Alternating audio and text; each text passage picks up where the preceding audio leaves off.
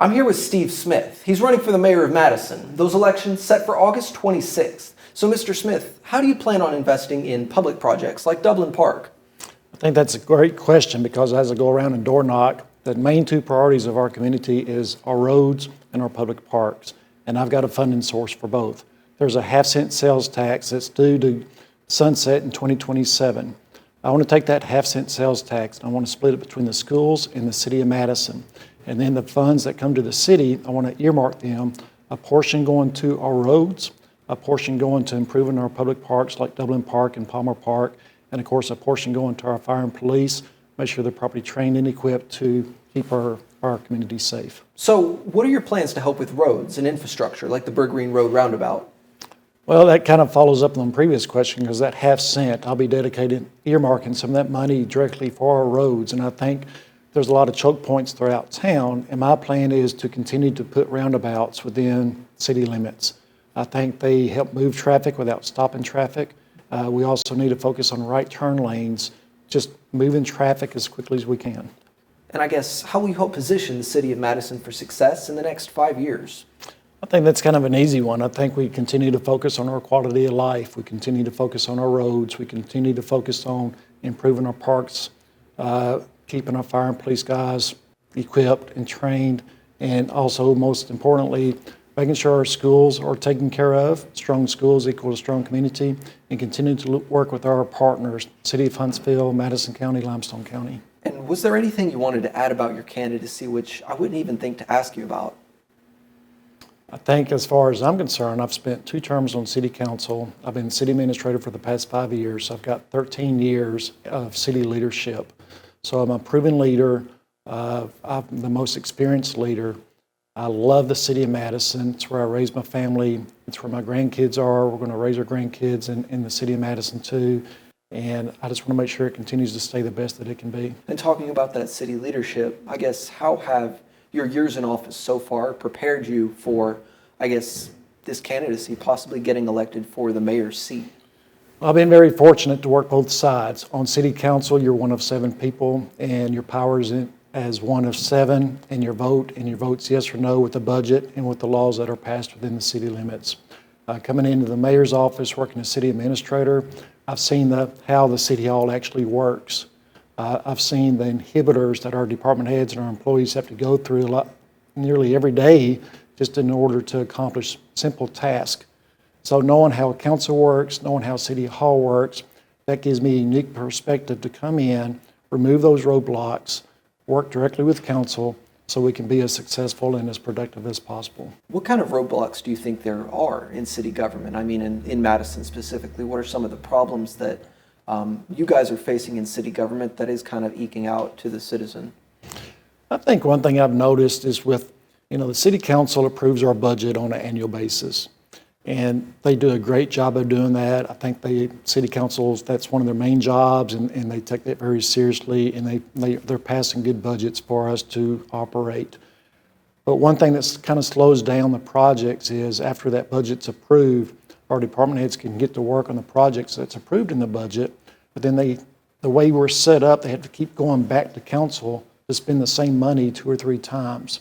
And after you do that 2 or 3 times, your project just continually gets stretched out. And so instead of hitting a project, getting it done, moving on to the next one, you're spending more and more time on the same project. So we got to find a way around that. We got to be able to work more productive so we can get more done in a short amount of time. What are some of the biggest projects that have either stalled in the city of Madison that you want to pick up again, or even that you want to spearhead, I guess, going into? Well, I think when I was on council, one of my biggest frustrations was I felt like we passed really good budgets. We funded a lot of projects, but I just felt like those projects weren't moving forward. Now, as city administrator, I think we've done a tremendous job with projects over the past 5 years. We renovated our Kids Kingdom playground, made it all-inclusive for kids of all ability and ages to come play. We renovated our community center and moved our senior center into the same building as our community center. We purchased some property over in town Madison. We are making a public safety annex and a new fire station over there for the safety of that area of town. We purchased a horse farm, and we turned it into a disc golf course with a playground as well. We brought in over 125 acres of green space to our community in the past 5 years. So we've been really productive the past 5 years, moving projects forward. We got the interchange done on 565 that leads into town Madison to our ball field. So I just want to continue that momentum. And that was part of me coming in as city administrator, removing those roadblocks, moving projects forward. And I just want to continue to focus on items such as that.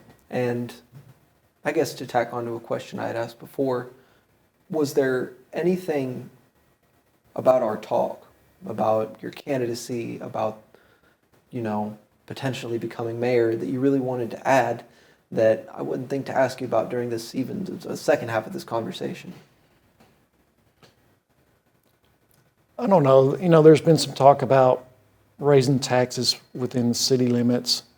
And I think all three mayoral candidates have come out and said they won't raise taxes. I do feel I'm the only candidate that's come out because it's the responsibility of the council to raise a sales tax. The mayor's got no control over that. The council's got all control in raising and lowering sales tax. So if our council were to decide to raise a sales tax, I'm on the record, I will veto that vote. So I will not raise taxes. And I will veto. And I'm the only candidate that's made that statement that I will veto any vote to raise taxes. Anything you might be able to add with that? How is that going to affect things, change things? Well, I think we've proven over the past 5 years that, our goal in City Hall, my goal as city administrator, Mayor Finley's goal as mayor, was to take every dollar that the city received and stretch it as far as possible. And you can do that by working with your partners, such as the city of Huntsville. We're currently redoing Slaughter Road. Slaughter Road runs through the city of Madison, the city of Huntsville, and Madison County. We've partnered with Huntsville and Madison County to get that done. So that's a tax savings for our community when we reach out and partner with other folks, whether it's the county, the city, or Limestone County. We partner with Limestone County on roads and other issues as well. So that's why it's important to maintain those relationships. And I've already reached out to those leaders to let them know, once elected, that I'm all in. I'm going to be a strong partner for them. I'll be a strong voice for them. But I'll be a strong voice for them while yelling for the city of Madison because they're my number one priority. Schools are important. Infrastructure is important. Safety is important. Quality of life is important to our citizens. And I'll champion each and every one of those issues.